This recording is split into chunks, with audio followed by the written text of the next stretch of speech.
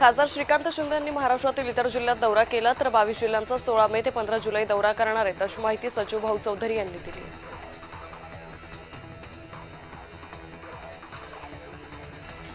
मनसेच्या राजगड कार्यालयाचे डोंबिवलीच्या पाथर्ली इथं उद्घाटन करण्यात आलं. मनसे नेते आणि माजी आमदार राजू पाटील यांच्या हस्ते हे उद्घाटन करण्यात आलं.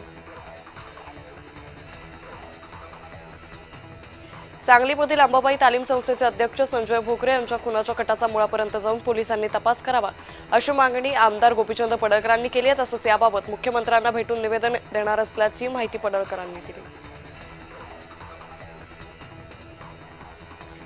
उपमुख्यमंत्री एकनाथ शिंदे यांनी तापोळा ते अहिर पुलाची पाहणी केली, समाधान व्यक्त केले. या पुलाचं 95% काम पूर्ण झालंय. महिनाभरात वाहनांसाठी पूल चालू होईल असंही शिंदेंनी म्हटलंय.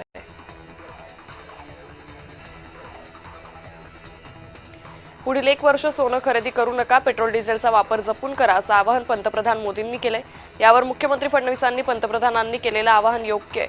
भविष्यात आपल्याला कोणत्याही अडचणींचा सामना करावा लागू नये म्हणून पंतप्रधानांच्या आवाहनाचं पालन करूया असं फडणवीस म्हणाले.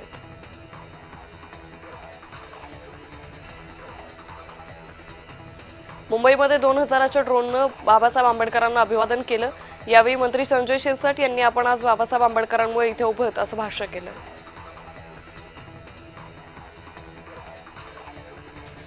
या ड्रोन शोची नक्कीच कुठल्या तरी रेकॉर्ड बुकमध्ये नोंद होईल. बाबासाहेबांनी जगाला समन्यायी, दया, शांती हा विचार दिला असं मुंबई भाजप अध्यक्ष अमित साटम यांनी विधान केलंय.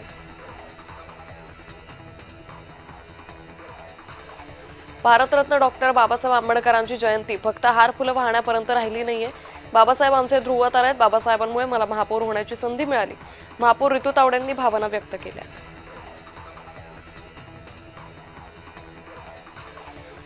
बाबासाहेब जर संविधानाचे शिल्पकार नसते तर आम्ही कुठे असतो माहिती नाही. रामदास आठवले यांनी भावना व्यक्त केल्या.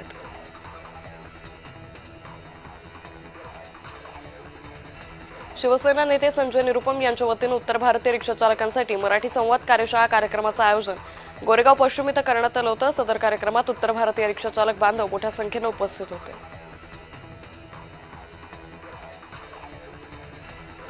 खासदार सुप्रिया सुळे यांच्या गाडीला गुजरातमधल्या एका गाडीने टक्कर दिली. सुप्रिया सुळे देशाच्या नेत्या आहेत. अजित पवारांनंतर सुप्रिया सुळे महत्त्वाच्या नेत्या आहेत. सुप्रिया सुळेंना अपघातात बरं वाईट करण्याचा हा प्रयत्न नव्हता ना, अशी आमच्या मनात शंका असल्याचं यावेळी राष्ट्रवादीचे प्रवक्ते सुनील माने यांनी म्हटलंय.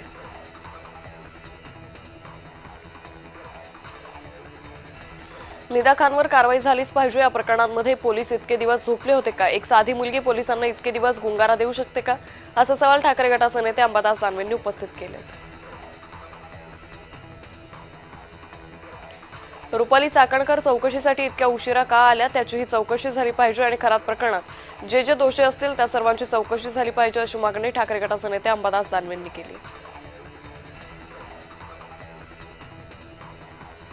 शिवसेनेत प्रामुख्याने मुंबईची जबाबदारी पुन्हा श्रीकांत शिंदे यांच्याकडे असेल. 16 मे पासून पुढील 2 महिने श्रीकांत शिंदे ॲक्शन मोडवर पाहायला मिळतील.